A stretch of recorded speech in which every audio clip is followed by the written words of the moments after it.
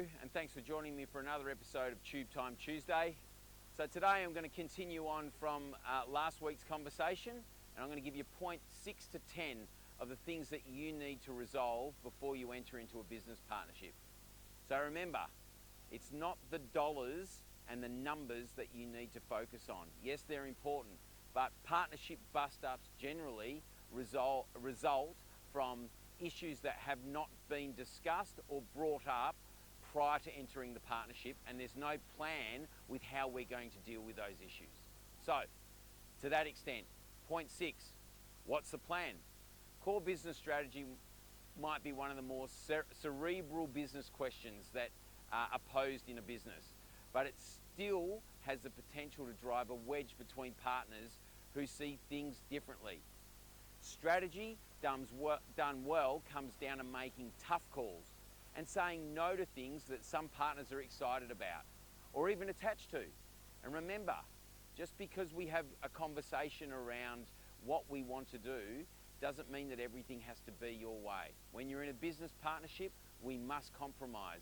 And remember, if we go down a certain path, or if you go down a certain path that doesn't appear to be your option, just the fact that you've shared that option, it's been discussed, means that we're taking into account all the information upon which we make our decisions, right?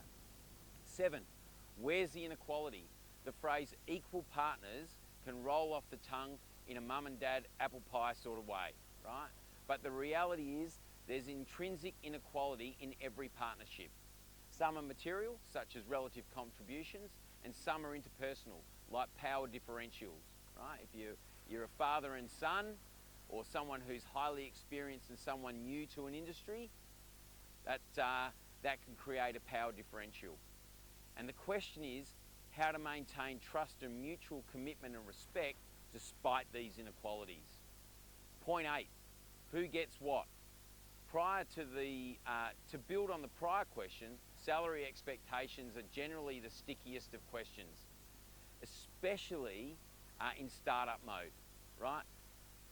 Often what we see is in startups is people agree not to take remuneration as the owners, right? Because we need the capital to invest into product development, market penetration, those sort of things, right? But that can drag on for quite a while, right? And it creates all sorts of questions around the issues of fairness and respect, along with practical questions of people taking care of themselves, right? People need money to survive. People need to look after their families. People have bills to pay, right? People's life partners are going to weigh in for this, right? And they're not going to understand that this is what we need to do to make this a business success, right?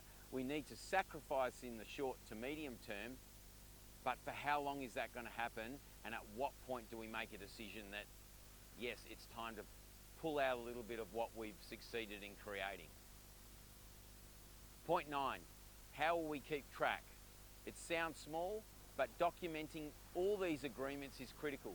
2 reasons why. First, people think that they have agreed about something, right? But then when you write it down, there's a whole load of differences that are revealed.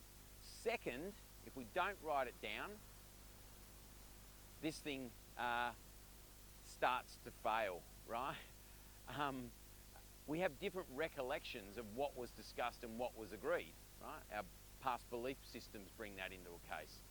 And that's just like having no agreement at all, right? So find a way to keep track of your agreements and store them in a place that all partners can easily access to jog their memories. The reality is shareholders agreement or partnership agreement. I'll talk about that in a moment. And finally, how does it end? What happens when it ends? Every partnership ends. Some in cheers, some in tears, right? Or a combination of both, right? And it's inevitable, right? It's a life cycle. Things start, things mature, things decline, and things end, right? And sometimes that's as a result of people saying I'm out and both partners walking away, or a disagreement, or it might be a sale, right?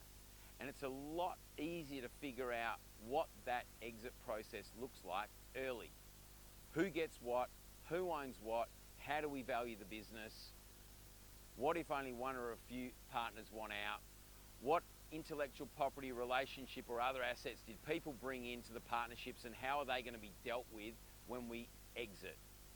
Having a clear agreement can help partners part ways amicably when the time comes and prevent headaches, stress and protracted legal battles. The reality is, each of these 10 issues, if not always, form part of a shareholders or partnership agreement. This is not a definitive list, right? And your upfront discussion should include anything else that you're unsure of, and then once resolved, it should be documented in the shareholders or partnership agreement. Oh, another thing, please don't use ChatGPT to create key legal agreements or documents. Go and consult a good commercial lawyer that has experience in drafting these agreements. They'll also be able to talk to you about innovative ways and different ways of solving these problems, and often they'll bring up other issues that you weren't even aware of that you need to address as part of those agreements, right? And like anything, the best time to set clear expectations is at the start of any relationship. Remember, having a business partner can be super rewarding and often result in building a more rounded, less stressful and more successful business. If you have the difficult conversation early, you deal with the potential issues when everything is calm and happy, and if you don't find an agreement on key points, then it may be better not to proceed than ignore and continue in ignorant bliss. That's it for me today. Look forward to you joining me next week for another episode of Tube Time Tuesdays. Happy days. Yewww. Sounds great.